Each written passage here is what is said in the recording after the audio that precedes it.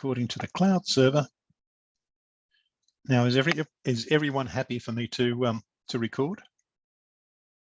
Okay, great. So, do you have any questions on part one, which was sort of the general laws that that apply to us and to other sections of the community, before we go on to looking at those laws that apply specifically to our section of the community? No? Okay. I'll go back to the presentation.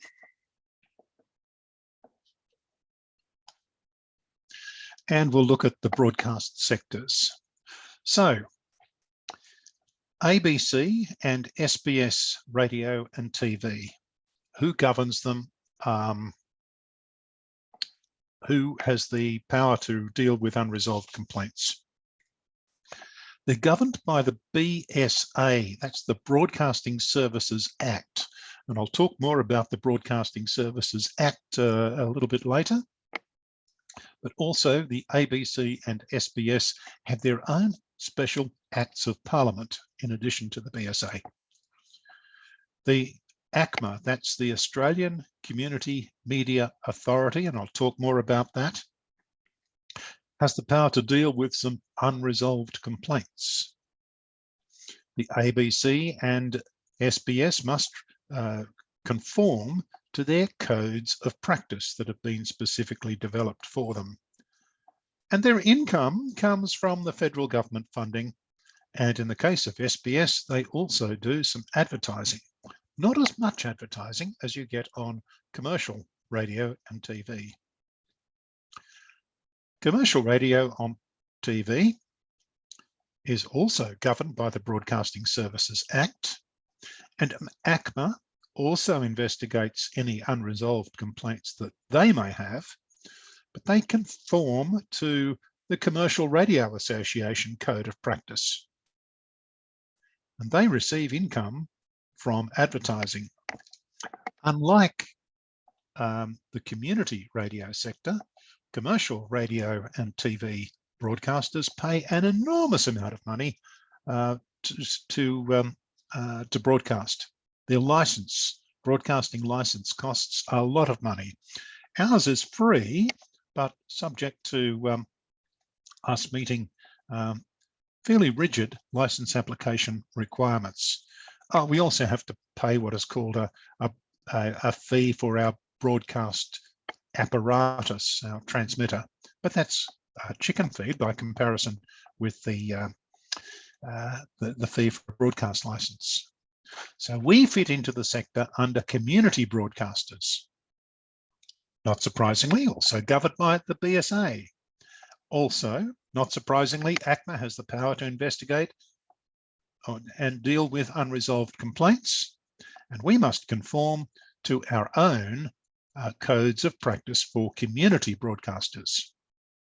And our income comes from, I guess, three sources: from the federal government funding through an organisation called the Community Broadcasting Foundation. I'll talk a little bit more about these organisations in a moment. Through sponsorship and membership and donations. You note that we don't have advertising, but we do have sponsorship. And we'll talk about the difference between those two terms a bit later. Okay, there are several layers of governance in community radio in Australia.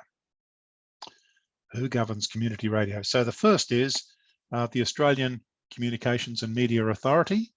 The second layer is the Community Broadcasting Foundation, the Community Broadcasting Association of Australia, or CBAA, and within community broadcasters, there are different peak associations. For example, one CMS is a member of the National Ethnic Media Broadcasters Council, the NEMBC. Radio for the Print Handicapped is a member of RPH Australia. That's the peak body for all RPH broadcasters. Then you've got station board or station committees, and finally, station management and staff. So that's kind of the hierarchy, except the CBF doesn't have a governance role directly. It is about allocation of funds to community broadcasters. The Commonwealth Government allocates funds to support community broadcasters. The CBF determines where those funds go in accordance with rules. So we start with the ACMA. The ACMA oversees all broadcasting sectors, including radio, television, and broadband internet.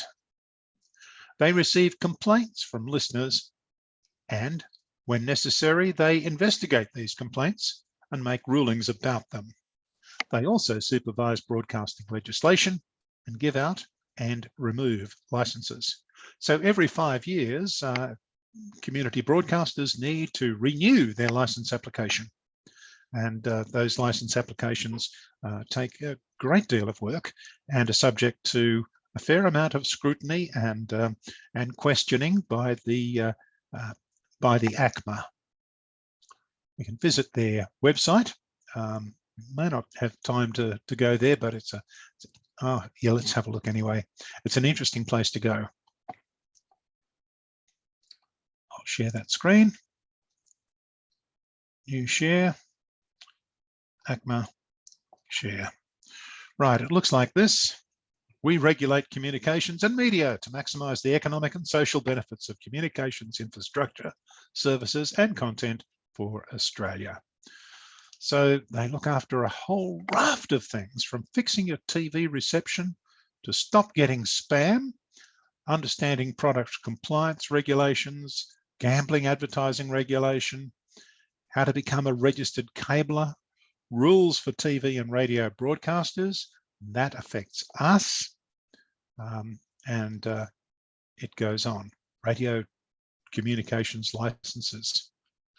So big organisation. New share. I'll go back to where we were.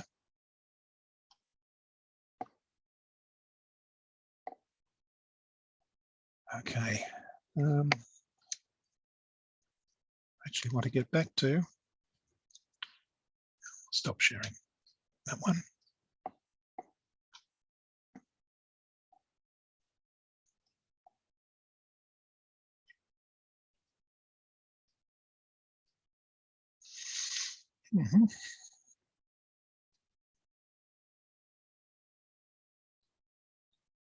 Okay. It's all right, I just lost my place.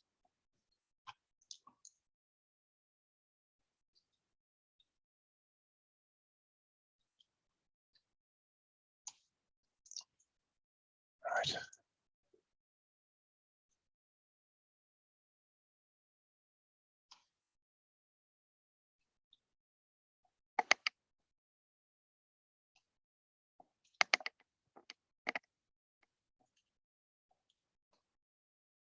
Okay.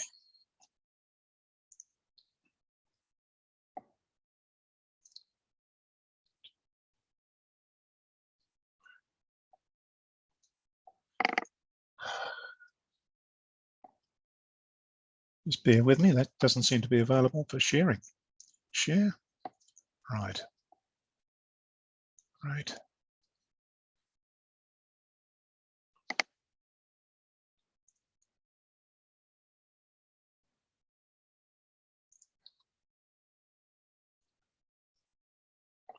Okay. Is that being shared with you now?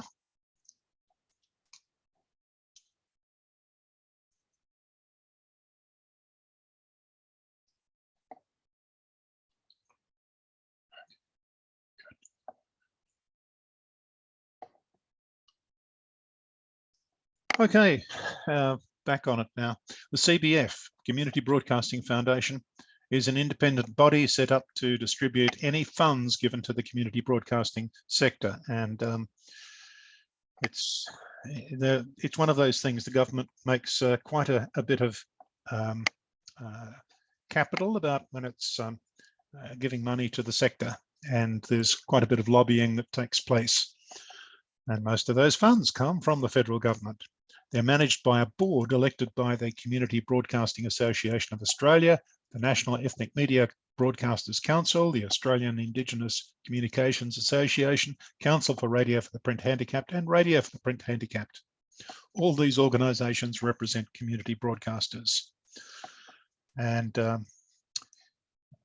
twice each year, normally, individual stations will apply to the CBF for funding.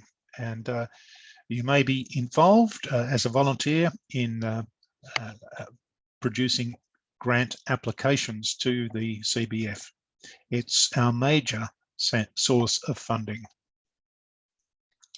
Community Broadcasting Association of Australia, pardon me, the CBAA, looks after the community radio and television sector.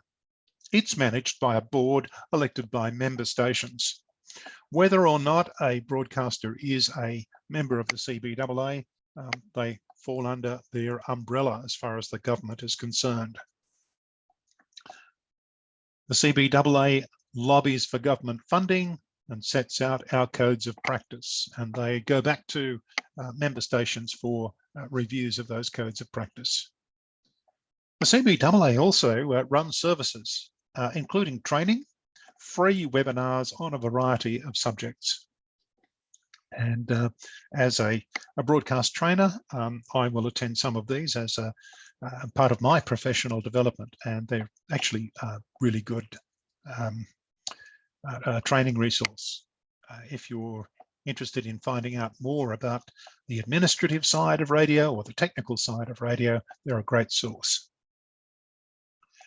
They also operate the Community Radio Network, or CRN, satellite service that a number of community broadcasters use as their overnight program source. And they have an annual conference, which is well worth attending, but it's in a different venue throughout Australia, so may or may not be convenient to attend when it's, say, in Cairns. The last 2 years, it's been a virtual conference. And the CBAA website also contains a good deal of reference material for community broadcasters. Well worth taking a look at the cbaa.org.au. The other thing you can do at the CBAA website is to download a copy of the codes of practice. And I'll be going through the codes of practice for community broadcasters very shortly. Now, there are two structures for station board or management committee, two structures. One is the structure of a limited liability company, and the station that I was manager of was structured like that. So we had a board of directors, limited liability, so board directors had a $2 liability. The other is the incorporated association, and that is the model that the Ethnic Broadcasters Council, EBC, that owns and operates your station, follows. So committees are made up both of station members and members of the local community. Now, you may deliberately decide to get people that are not directly involved in the station involved in the committee. Under the codes of practice, they must meet regularly and discuss the needs of the station. Funding and other projects for the station usually are to be approved through the committee. One CMS is controlled by an association called the Ethnic Broadcasters Council of the ACT and Surrounding Districts, Inc., EBC. The EBC includes about 30 ethnic groups and is controlled by an executive committee. Now, I said I'd get back to the Broadcasting Services Act. The Broadcasting Services Act dates back to 1992. And when it was introduced, it radically restructured the administration of broadcasting in Australia, not just for community broadcasters, but commercial broadcasters, the SBS and the ABC. It defines the kinds of licenses that are available. It determines the conditions of ownership, things like foreign ownership. It defines the role of the ACMA and is in fact the legal basis for the ACMA's being.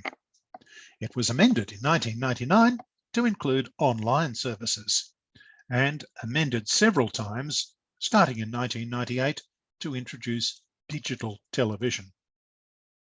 Amended in 2007 to include digital radio broadcasting. So it's a pretty important piece of legislation.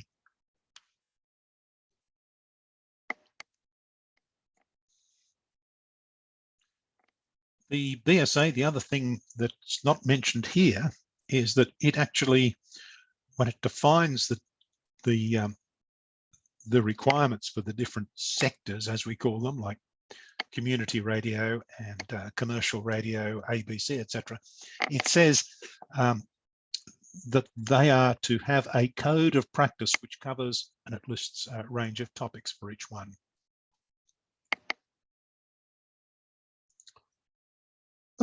Okay, so the community radio broadcasting codes of practice can be found here, and we'll try going to this link and see how that works for us. Okay, so new share. So it's this black covered document, and you'll see that within the codes of practice there are in fact 8 codes and some pretty useful appendices that give checklists and examples of announcements and rights and responsibilities of volunteers and music policy. Also a couple of interesting things: sponsorship policy example and complaints policy example. These are documents that the broadcaster is required to have. The station's got to have these in place, but you can copy those. So this is downloadable in this form from the CBAA. I'll see if this works better this time. Okay. And back without losing it. Good. So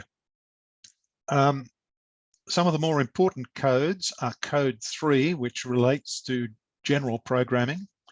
Australian music. Now, Australian music is a requirement for all stations, including RPH stations and ethnic broadcasters, to broadcast a certain percentage of music that comes from Australian performers or Australian composers. And this is something that for one CMS, your automated music that is broadcast at certain times of the day more than satisfies. There is a code on sponsorship and a code on complaints, and I will spend quite a bit of time looking at sponsorship because that's an important part of what we do. Okay, so I mentioned that community radio stations raise money through sponsorship, not through advertising, and there is a difference. Sponsorship must acknowledge the fact that this is a result of a support of a sponsor. It differs from advertising because it doesn't mention the prices of particular goods or services. It's different from another thing called a community service announcement. Now, a community service announcement relates to promoting not-for-profit organizations and events. Sponsorship is different from gig guides, where we let our listener know of what's on events that they might like to attend, usually without mentioning prices. Important thing to remember, sponsorship is strictly limited to 5 minutes in any hour. Now, all sponsorship announcements must be tagged to indicate that they are sponsorship announcements. The tag is simply a statement saying station sponsor, or it might say something like Fred's Plumbing Supplies in Tuggeranong, proud station sponsor. It basically indicates that, yeah, this is an announcement promoting the services or goods of a sponsor, but it doesn't have the hard sell that might come with an advertisement. What we very often do is we very often record the sponsorship announcement. We do that for two reasons. Number one is to make sure that the words are acceptable to the sponsor. It's exactly the message that the sponsor is happy for us to broadcast about them. And the other is to keep the length down. How are you going to meet your 5 minutes? If you let people, particularly radio hosts, say what they want to about a sponsor, it's likely to run well over time. But if you record it, you can make sure that it's a reasonable length. Usually 30 seconds is sufficient. That's what we normally target, and we sell at the rate of 30 seconds per sponsorship. But at the end of it, you will have that little message that might be in a different voice saying, proud station sponsor. A little story, a little war story. Down the coast, we had a sponsored afternoon show on gardening. And the idea was that the show was a music-based show, but it had a lot of gardening tips in it. And it was quite well put together as far as the gardening side was concerned.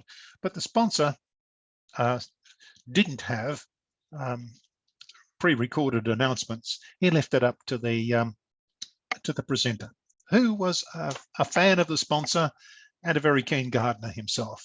And so he would go on talking about the sponsor for more than the allowed 5 minutes. Plus, he forgot to say station sponsor. So he just talked about, I think it was the garden shed somewhere in on the south coast. Anyway, he was reported to the ACMA, and we got a breach on the basis of, number one, our advertisements were not tagged to indicate that they were sponsorship announcements. So technically speaking, it was advertising, which we are not entitled to do. And thirdly, or secondly, the promotion of the business exceeded 5 minutes. It was like about 10 minutes in the hour. So we got a rap on the knuckles for that. Okay, some key websites. One is the ACMA, the other is the CBAA, and the Australian Copyright Council. So far, how did we go? A little bit of feedback? Too fast? Do you want to take a look at the CBAA site? There's some good stuff there.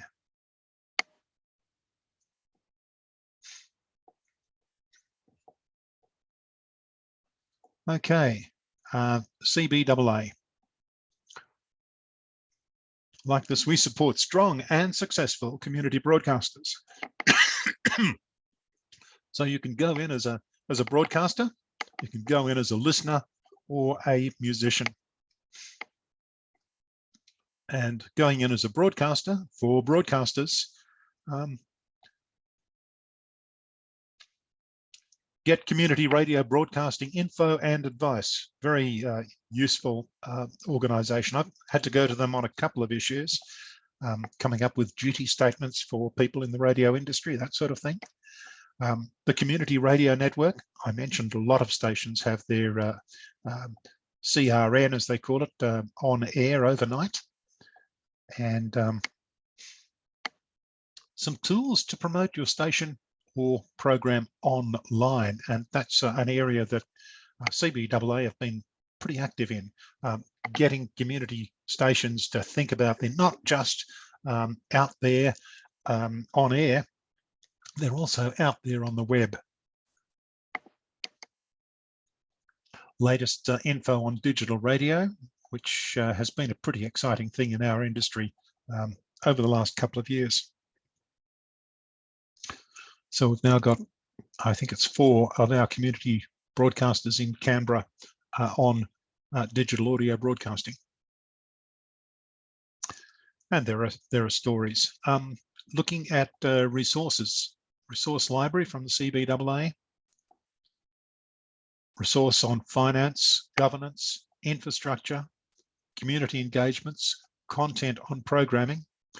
This is a particularly interesting one, emergency broadcasting. And emergency broadcasting is something that is actually required by Code 3 of the Codes of Practice. It's something that I think your station has got a particular role in, because you may be able to reach listeners in a way that English-only resources are unable to do. But your information on emergency broadcasting must be accurate and up to date.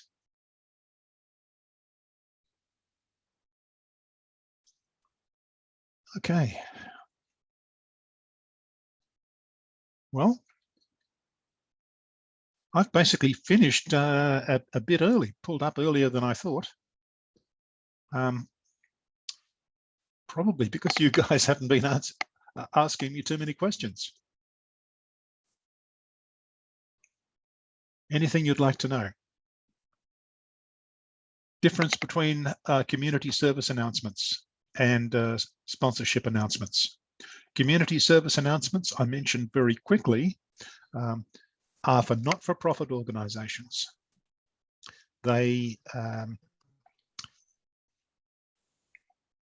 are not subject to a time limit like the sponsorship announcements. You can have a whole program just of community service announcements, promoting anything from your ethnic organizations through to Red Cross, through to RSPCA.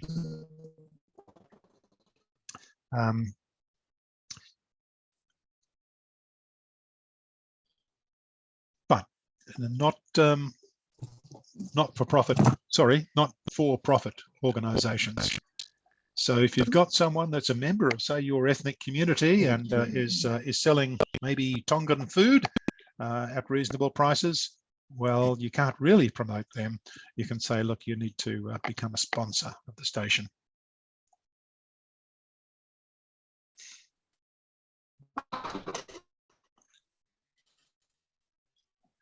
Okay. Anything you'd like to know? Okay.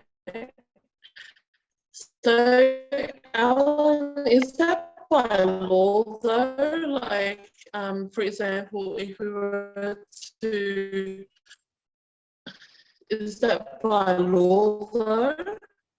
Yes, it's like if we were to, yeah, the bit about sponsorship certainly is. The sponsorship is defined by the Codes of Practice. The Codes of Practice, together with the Broadcasting Services Act, form your legislation. I should have explained that, you know, you can be in breach of the Codes of Practice, and you may lose your license if the station is repeatedly in breach of the Codes of Practice, because they are a condition of the license.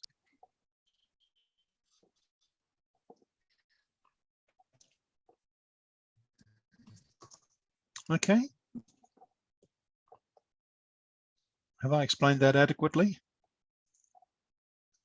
It's in breach of the Broadcast Services Act rather than general laws like the defamation law or racial vilification law that we talked about earlier on. Yes, Connor? So just wanting to clarify something real quick. So with sponsorship laws, if it's not a for-profit business, is it classified as a sponsorship? So such as if you raise awareness about such as the Department of Mental Health and people like that? No, that's something that you do as a member of the community. You are raising awareness in the minds of your listeners about these organisations within the community, and it's something that community radio stations are encouraged to do. But unless you have a particular association with a particular group, it's a good idea to take an even-handed approach. And what very often happens is you'll say, okay, well, today is Mental Health Week.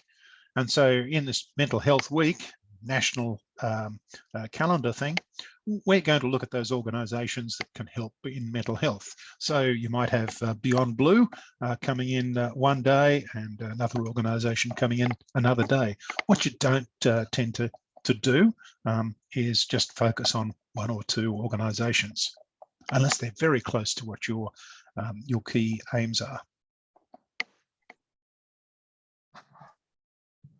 Yeah, right. Fair point. Thank you for that. Mm-hmm.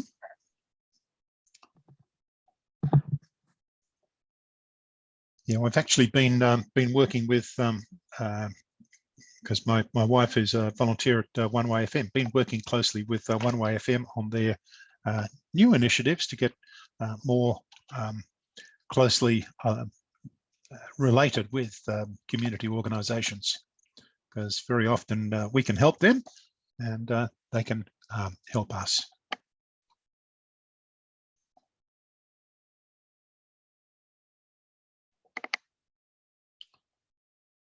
Okay. Well, we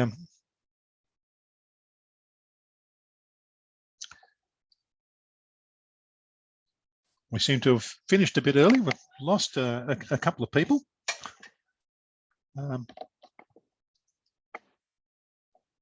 Okay. Amelia has dropped out. Technical difficulties. She's coming back in.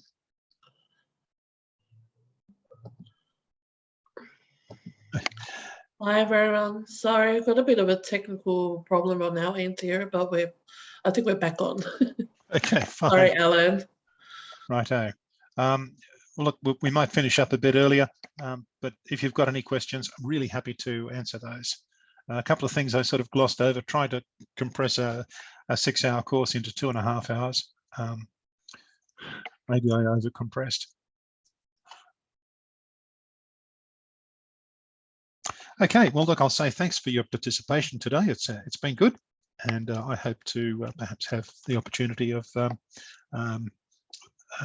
taking you through some of the other great courses that we do, like interviewing and presentation, post-production using Audacity or other software. So lots of good things. All right. So, thanks indeed. I shall stop recording now.